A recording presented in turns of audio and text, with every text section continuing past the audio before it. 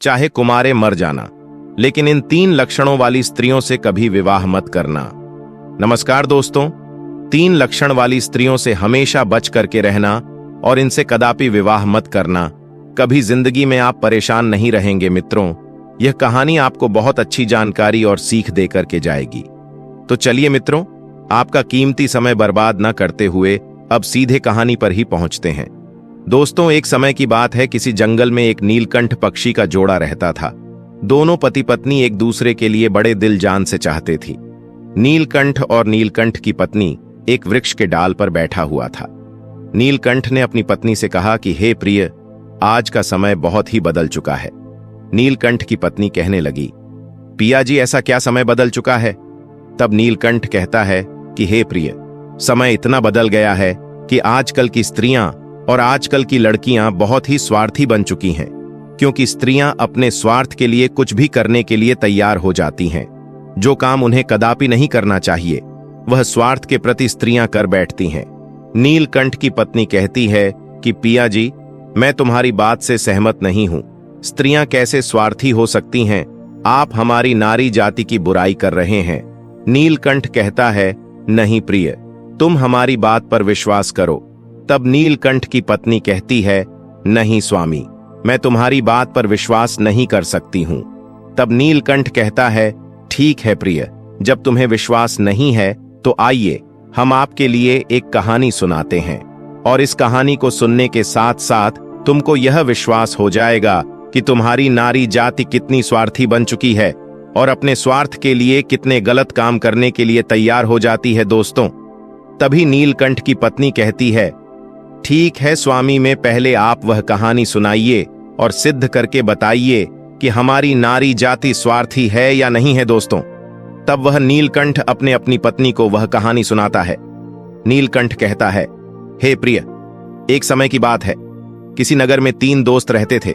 एक राजा का लड़का था जो राजकुमार था, एक बनिया का लड़का था और एक साहूकार का लड़का था। 3 दोस्त थे। तीनों में बहुत गहरी दोस्ती थी, क्योंकि वह तीनों साथ साथ पढ़े थे और साथ ही साथ बड़े भी हुए थे। राजा का जो लड़का था, जो राजकुमार था, उसकी शादी भी हो चुकी थी।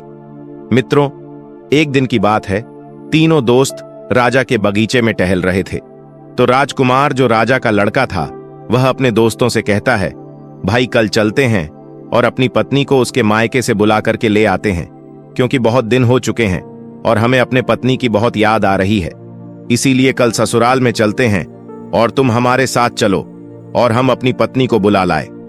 तब इन दोनों दोस्तों ने कहा, जो साहूकार का लड़का था और बनिया का लड़का था, इन दोनों ने बोला, भाई तुम तो अपने ससुराल में पहुंच जाओगे और ससुराल में ससुर जी के महल में आराम से सोओगे, लेकिन हम कहां जाएंगे? तब राजकुमार कहता है, मेरे भाई तुम कोई सराय देख लेना और एक रात की ही तो बात है, रात सराय में काट लेना और सुबह मैं अपनी पत्नी को लेकर के आ जाऊंगा और आराम से घर के लिए निकल चलेंगे।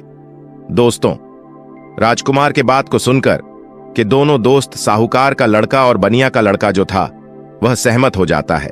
लेकिन बनिया का लड़का जो था, वह बहुत ही चालाक और चतुर था, और जो राजा का लड़का, राजकुमार और साहूकार का बेटा, बिल्कुल भोले और नादान थे।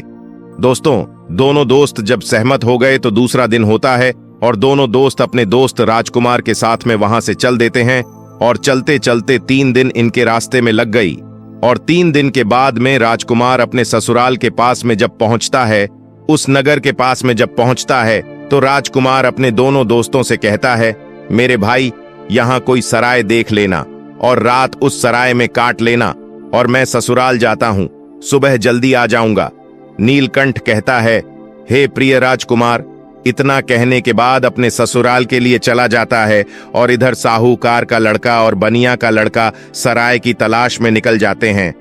ढूंढते ढूंढते उनको एक सराय दिखाई देती है, और सराय के जब समीप पहुंचते हैं तो उन्होंने देखा कि यहाँ खाने पीने की भी व्यवस्था सही है और रुकने की भी व्यवस्था सही नजर आ रही है। दोस्तों, सराय के दरवाजे पर जब वे पहुंचे तो वहां उन्होंने एक बुढ़िया को देखा। उस बुढ़िया के पास में जाकर कहने लगा, हे माता, हम इस सराय में रात व्यतीत करने के लिए आए हैं और सुबह चले जाएंगे।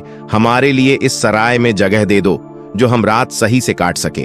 दोनों दोस्तों की बात को सुनकर के वह बुढ़िया जो थी वह कहने लगी, देखो बेटा, चाहे कहीं भी रुक जाओ, चाहे कहीं भी जाकर के रात काट लो, लेकिन इस सराय में आप ना रुके, इस सराय में आप रात ना गुजारे।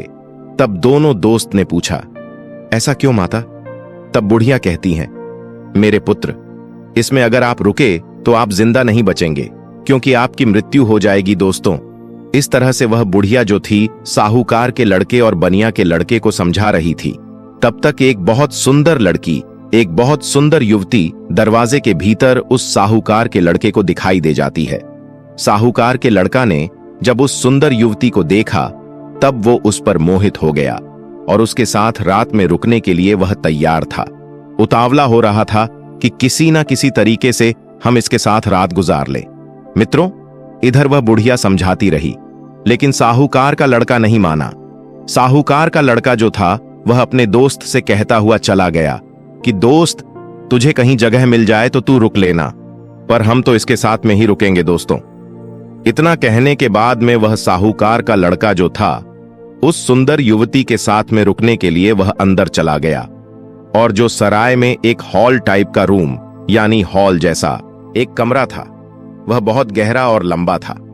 उसमें वह सुंदर युवती के साथ में साहूकार का बेटा चला जाता है। दोस्तों, इधर रात हो चुकी थी और सोने का भी वक्त कुछ समय में होने वाला था। दोस्तों, वह नीलकंठ अपनी पत्नी से कहता है, इधर साहूकार का लड़का उस सुंदर युवती के साथ में सराय की अंदर चला गया, लेकिन बनिया का लड़का बाहर रह गया, जो बहुत ही चालाक था, वह चतुर था और समझदार था। बनिया का लड़का ने उसे रोका भी, लेकिन वह नहीं माना। अब दोस्तों, बनिया का लड़का जो था वह बुढ़िया के पास फिर से पहुंचता है और कहता है, हे बूढ़ी माता, मैं आपकी बात को समझा नहीं। आपने कहा कि इस सराय में जो रुकेगा उसकी मृत्यु हो जाएगी और वह सुबह जिंदा लौट करके नहीं आएगा। इसका क्या कारण है? बताने की कृपा करें। मी। तब वह बुढ़िया कहती है, बेटा, तुम उसे रोक रहे थे, लेकिन तुम्हारा दोस्त नहीं माना। मुझे डर है कि वह सुबह आपको जिंदा नहीं मिलेगा। बनिया का लड़का कहने लगा, वही तो मैं आपसे जानना चाहता हूं।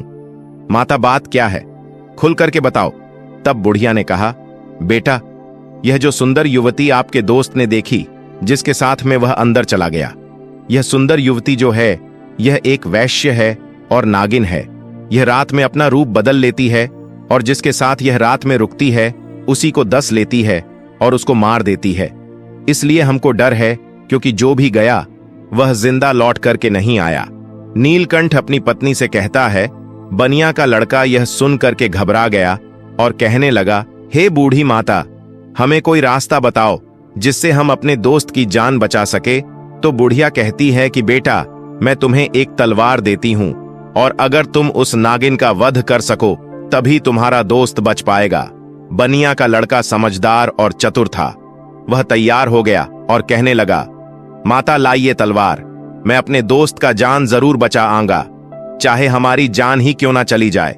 मित्रों, बुढ़िया बनिया के लड़के को तलवार देती है और वह चुपके से सराय के अंदर घुस जाता है, और जहां उसका दोस्त साहूकार का बेटा उस वैश्य के साथ में लेटा हुआ था, वही पास में एक कोने में जाकर के बैठ जाता है और इंतजार करने लगता है कि कब यह नागिन का रूप धारण करें और हम इसको मारे। दोस्तों, आधी रात का समय होने वाला था और तभी वह सुंदर युवती जो नागिन थी वह अपना रूप बदलती है, और जैसे ही साहूकार के लड़के को काटने वाली होती है तो उसका दोस्त बनिया तलवार लिए तो बैठा ही था। एकदम से उसने तलवार चलाई और उस नागिन का वध कर दिया और वह सुंदर युवती मर गई। दोस्तों, इस तरीके से उसने अपने दोस्त की जान बचाई और उस मरी हुई नागिन को पलंग के नीचे रख दिया एवं छिपा दिया। दोस्तों, तब नीलकंठ अपनी पत्नी से कहता है, वो बनिया का लड़का जो था इतना काम करने के बाद, अपने दोस्त की जान बचाने के बाद सराय से बाहर निकल आता है, और जब बाहर निकल आया तो उसने क्या देखा कि एक सुंदर स्त्री जो है वह जंगल की तरफ जा रही है। उसने देखा और विचार किया कि यह सुंदर स्त्री जंगल में इतनी रात में कहां जा रही है, हमें देखना चाहिए, इसके पीछे पीछे जाना चाहिए और यह जानकारी लेना चाहिए कि यह जा कहां रही है। वो बनिया का लड़का जिसके हाथ में तलवार था, जिसने नागिन का वध किया था, वह उस सुंदर स्त्री के पीछे चल देता है और वह बनिया का लड़का सोचता जा रहा है कि देखे यह कहां जा रही। वह स्त्री चलती चली गई और जंगल में एक साधु का आश्रम था और वह स्त्री साधु के आश्रम पर पहुंच गई और जाकर के उसने साधु से मुलाकात की और वह सारा नजारा बनिया का लड़का दूर से ही देख रहा था। जब उसका जाने का समय हुआ तो साधु से मिलने के बाद फिर वह सुंदर स्त्री हाथ जोड़ करके कहने लगी, आज आपसे मेरी आखिरी मुलाकात। साधु कहने लगा, वो क्यों? तो वह सुंदर स्त्री जवाब देती है, हमारे पति हमें लेने के लिए आए हैं और अभी हमारे घर पर ठहरे हुए हैं। कल मैं अपने पति के साथ ससुराल चली जाऊंगी। आज के बाद फिर मैं आपसे मिलने के लिए नहीं आ पाऊंगी। तब वह साधु कहने लगा, रोजाना तो हमारे पास आती थी, लेकिन अब हमें धोखा देकर के जा रही हो और कह रही हो कि अपने पति के साथ जा रही हो। तब वह सुंदर स्त्री जवाब देती है, हाँ, मेरा पति मेरे घर पर ठहरा हुआ है और कल मैं ससुराल चली जाऊंगी। हमें माफ करना, अब मैं आज के बाद तुम्हारे पास मिलने नहीं आऊंगी। दोस्तों, उस सुंदर स्त्री के बात को सुनकर साधु को गुस्सा आ जाता है और साधु जो है गुस्सा में उसकी नाक काट देता है और जब उसकी नाक कट जाती है तो उसे पीड़ा होती है और वह पीड़ा को सहन करती हुई चिल्लाती हुई अपने घर के लिए भाग खड़ी होती है। इधर दोस्तों, वो बनिया का लड़का सारी बातें सुन रहा था और यह नजारा देख रहा था। उस बनिया के लड़का को बहुत गुस्सा आ गया और उसने गुस्से में साधु को मार दिया, उसकी हत्या कर दी और उसको मार करके वहां से तुरंत वे चल देता है और आगे चल करके एक मंदिर था और उसी मंदिर में जाकर के छिपकर भीतर बैठ गया। अब वह सोचता है कि हे प्रभु, इस दुनिया में हो क्या रहा है। अब इधर जो वो बनिया का लड़का मंदिर के अंदर बेचारा चुपचाप बैठा हुआ था, वहां पर कुछ चोर आते हैं और चोर मंदिर के बाहर से हाथ जोड़ करके कहता है, हे देवी माँ, हम चोरी करने के लिए जा रहे हैं और अगर यह हमारी चोरी आसानी से हो जाए और हम ना पकड़े गए तो कल हम तुम्हारे पास तुम्हारे लिए राजा के लड़की को लाएंगे और उसकी बलि चढ़ाएंगे। इतना कहने के बाद में वह चोर अपनी चोरी करने के लिए चले जाते हैं और जो अंदर बनिया का लड़का बैठा था, उसने जब चोरों की बात को सुना तो उसके पैरों तले जमीन खिसक गई और वह कहता है, ये क्या है? यहां भी एक हत्या होने वाली है। हे प्रभु, यह हो क्या रहा है? दोस्तों, वो बनिया का लड़का विचार करता है, चाहे कुछ भी हो जाए, लेकिन मैं राजा की लड़की की हत्या नहीं होने दूंगा। यह सोच करके वह मंदिर में बैठा रहा। इधर दोस्तों क्या हुआ कि वह स्त्री जो थी, जिसकी नाक साधु ने काटी थी, वह अपने घर पर पहुंची और उसने रोना धोना बंद किया। बाकी पीड़ा तो सता रही थी। उसने विचार किया, अगर सुबह लोग हमको देखेंगे तो पता नहीं ना जाने मेरे बारे में क्या कहेंगे। हमें शर्म से अपना सर नहीं झुकाना पड़ेगा। क्यों ना हम अपने पति को फंसा दें और यह कह दें कि हमारे पति ने मेरी नाक काट ली। तो वही हुआ। सवेरा होने वाला था और जैसे ही थोड़ा प्रकाश होने को था, तभी वह चिल्लाने लगी और कहने लगी कि देखिए देखिए, हमारे पति ने हमारी नाक काट ली। दोस्तों, घर वाले जो थे वह एकदम से भाग करके आते हैं और उसके पति को बंदी बना लेते हैं। जो वह राजकुमार था, जो राजा का लड़का था, उसको पकड़ लेते हैं और पकड़ करके वहां से राजा के सामने पेश कर देते हैं। राजा वो सारा वृतांत जान करके उसको जेल में डाल देता है। तब नीलकंठ अपनी पत्नी से कहता है, हे प्रिय, अब आगे सुनिए क्या हुआ।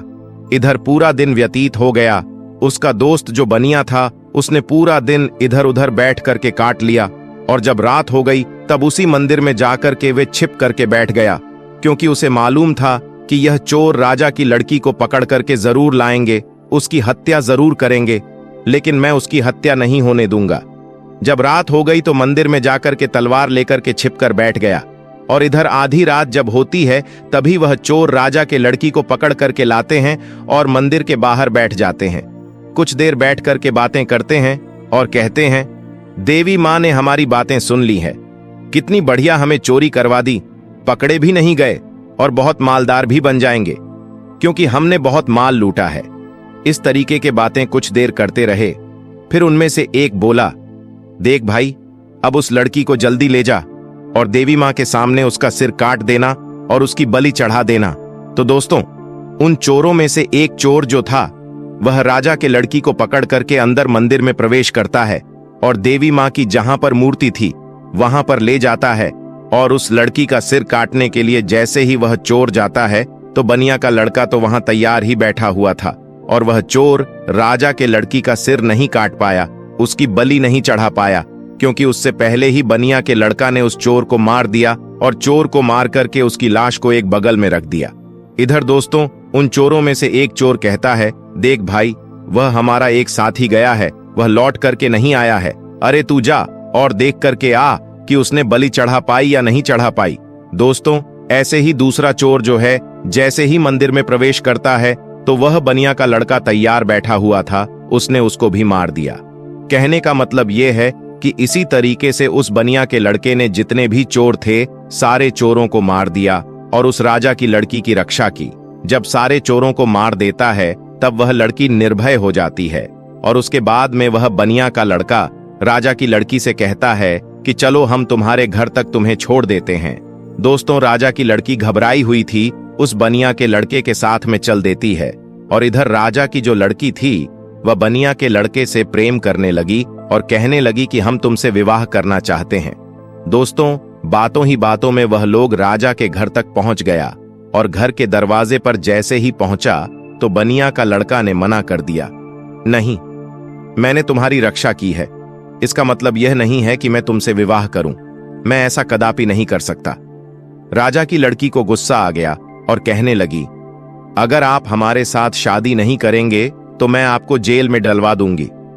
बनिया का लड़का कहने लगा, जैसी आपकी मर्जी, लेकिन मैं शादी नहीं करूंगा। दोस्तों, तभी भी राजा की लड़की दरवाजे पर चिल्लाती है और कहती है, बचाओ, यह हमको पकड़ करके ले जाना चाहता था और यह हमारी इज्जत लूटना चाहता था।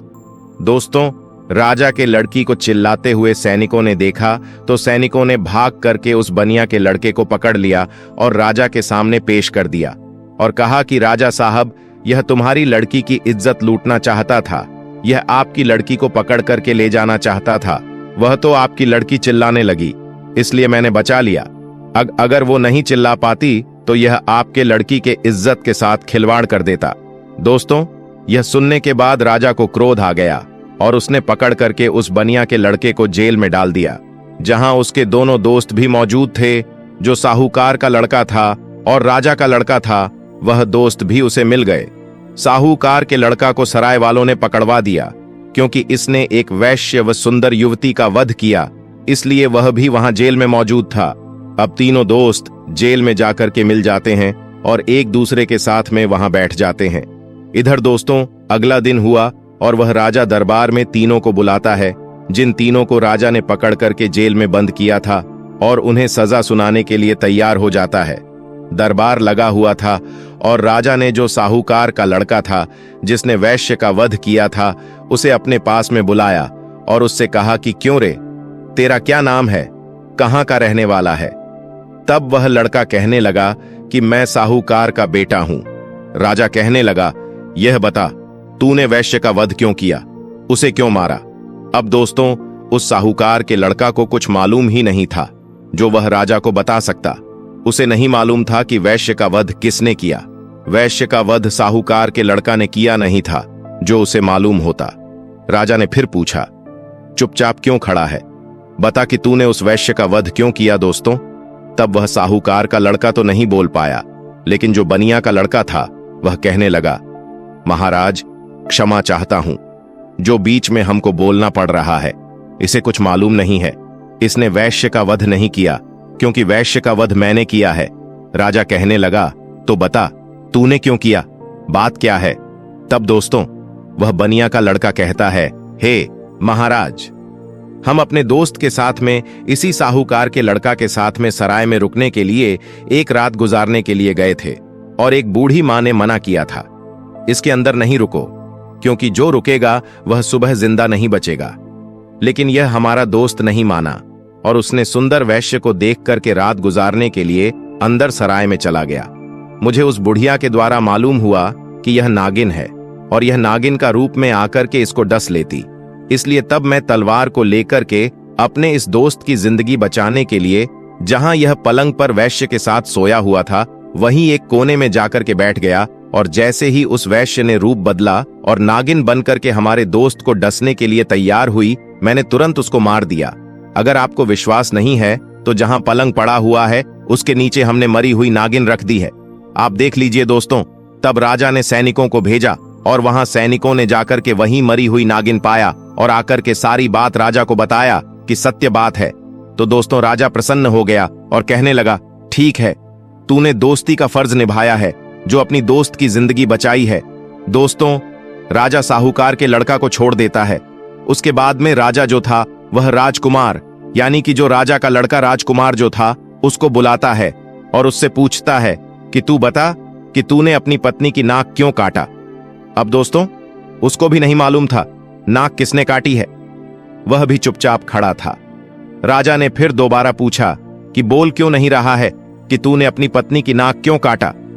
तब दोस्तों वह बनिया का लड़का फिर से हाथ जोड़ करके कहने लगा कि महाराज क्षमा करें, इसको भी नहीं मालूम, इसने अपनी पत्नी की नाक नहीं काटी है। नाक किसने काटी है वह सारा वृतांत मैं आपको सुनाता हूं। तब उस बनिया के लड़के ने राजा को बताया कि यह लड़की साधु से प्रेम करती है। रात में साधु से मिलने के लिए गई, मैं इसके पीछे पीछे गया। इसने कहा कि मैं कल से तुमसे मिलने नहीं आ सकती, मेरा पति मुझे लेने के लिए आया है। यह सुनकर के उस साधु ने इसकी नाक काट ली और इसने आकर के अपने पति को फंसा दिया। इसने गलत किया। राजा कहने लगा, मैं तेरी बात पर विश्वास कैसे करूं। तब उस बनिया के लड़के ने कहा, महाराज सैनिकों को भेजिए जहां उस साधु का आश्रम है, देख लीजिए कि मैंने साधु का वध कर दिया है। दोस्तों सैनिक जाते हैं आश्रम पर, उस मरे हुए साधु को देखते हैं तो आकर के राजा को बताते हैं कि महाराज बात सत्य है। दोस्तों तब वह राजा उस राजकुमार को भी छोड़ देता है, वह भी बच जाता है। दोस्तों फिर नीलकंठ कहता है कि हे प्रिय, अब आई बारी उसी बनिया के लड़का की जिसने राजा के सामने अपने दोस्तों की जिंदगी बचाई। राजा उस बनिया के लड़का से बोलता है कि तूने तो अपने दोस्त को बचा लिया, लेकिन अब तू बता कि तू हमारी लड़की को पकड़ करके क्यों ले जाना चाहता था, इसके साथ में दुर्व्यवहार करना क्यों चाहता था, इसकी इज्जत से खिलवाड़ करना क्यों चाहता था। अब तू नहीं बचेगा। दोस्तों तब वह बनिया का लड़का कहता है कि महाराज क्षमा करें, यह आपकी लड़की जो है ना, इसने हमें गलत फंसाया है। आपकी लड़की की बलि चढ़ाने के लिए कुछ चोर इसको पकड़ करके ले गए थे। मैं उसी मंदिर में था, मेरे हाथ में तलवार थी क्योंकि मैं साधु को मार करके आया, और आपकी लड़की को मारने के लिए जैसे ही एक चोर अंदर मंदिर में आता है मैंने उसको मार दिया, दूसरा आता है उसको भी मार दिया। इसी तरीके से जितने भी चोर थे मैंने सबको मार दिया और सभी मंदिर में ही पड़े हुए हैं। अगर विश्वास नहीं है तो सैनिकों को भेज करके देख लीजिए। दोस्तों तो वही हुआ, सैनिक जाते हैं मंदिर के पास में, मंदिर में जाकर के देखते हैं तो उन चोरों की लाशें पड़ी हुई थीं। तो सैनिकों ने आकर के सारी बात राजा से कही कि महाराज बात सत्य है, आपकी लड़की की रक्षा इसने की है, इसने इज्जत से खिलवाड़ नहीं किया और ना ही इज्जत लूटने की कोशिश की है। वो बनिया का लड़का कहता है, हां राजा साहब, मैं आपकी लड़की को पकड़ करके क्यों ले जाऊंगा। और सुनिए महाराज, चोरों से बचा करके जब आपके लड़की को घर छोड़ने के लिए आ रहा था तब आपकी लड़की हम पर असत्य हो गई, प्रेम करने लगी और विवाह करने की जिद करने लगी। मैंने कहा मैं ऐसा कदापि नहीं कर सकता, मैंने जिस लड़की की रक्षा की है और उसके बदले में मैं उससे विवाह करूं, उसकी इज्जत से खिलवाड़ करूं, ऐसा मैं नहीं कर सकता। मैंने उसे मना किया तो उसने कहा अगर तुम हमसे विवाह नहीं करोगे तो हम अपने पिता से कहकर तुम्हें जेल में डलवा देंगे, और उसने वही किया। बनिया के लड़के के बात को सुन कर के राजा जो था उसका चेहरा शर्म से नीचे झुक जाता है, और तब उसने बनिया के लड़के को आजाद कर दिया और माफी मांगी कि जाओ बेटा तुम आजाद हो, तुम्हारी गलती नहीं है। इस तरीके से वह बनिया का लड़का जो था अपने दोनों दोस्तों को बचा लेता है और खुद भी बच जाता है, और तीनों दोस्त हंसते हंसते अपने नगर में चले आते हैं और आराम से फिर वहीं रहने लगते हैं। तो दोस्तों अब वह नीलकंठ कहता है कि हे प्रिय, देख लिया इस तरीके से नारी जात स्वार्थी बन चुकी और अपने स्वार्थ के लिए गलत से गलत काम के लिए तैयार हो जाती है। अब उस गलत काम के लिए चाहे कुछ भी करना पड़े, चाहे कितने भी कष्ट झेलना पड़े, चाहे किसी के भी जिंदगी से खिलवाड़ क्यों ना करना पड़े, लेकिन ऐसी स्त्रियां नहीं मानती हैं। दोस्तों अपने पिया नीलकंठ की बात को सुन कर के नीलकंठ की पत्नी जो है वह चुप हो जाती है। उसके बाद में नीलकंठ कहता है, हे प्रिय, इसीलिए तो मैं सोचता हूं कि चाहे भूखे मर जाना, लेकिन इन 3 लक्षणों वाली स्त्रियों से कभी विवाह मत करना। नीलकंठ समझाता है कि 3 लक्षणों वाली स्त्रियां यह हैं, पहली वह जो पति होक के भी पराये पति से हित करें और पराये पति से छुप छुप के मिलने के लिए जाए, अपने पतिव्रता धर्म को भूल जाए और उसके साथ में हवस का शिकार बन जाए, तो ऐसी स्त्री से हमेशा बचना चाहिए और ऐसी स्त्रियों से दूर रहना चाहिए। और दूसरी स्त्री वह है जो एक स्त्री तो है लेकिन वेश्यावृत्ति के तरह जिंदगी गुजार रही है, नागिन की तरह रह रही है। अब उसे अपने हवस के इच्छा पूर्ति के लिए चाहे अपने पति का ही कत्ल क्यों ना करना पड़े, लेकिन वह कर बैठती है और नागिन की तरह अपने पति को दस करके उसे मार डालती है। तो ऐसी वेश्यावृत्ति के लक्षण वाली जो स्त्रियां हैं, इनसे दूर रहना चाहिए, इनसे कदापि विवाह करने की इच्छा नहीं रखना चाहिए।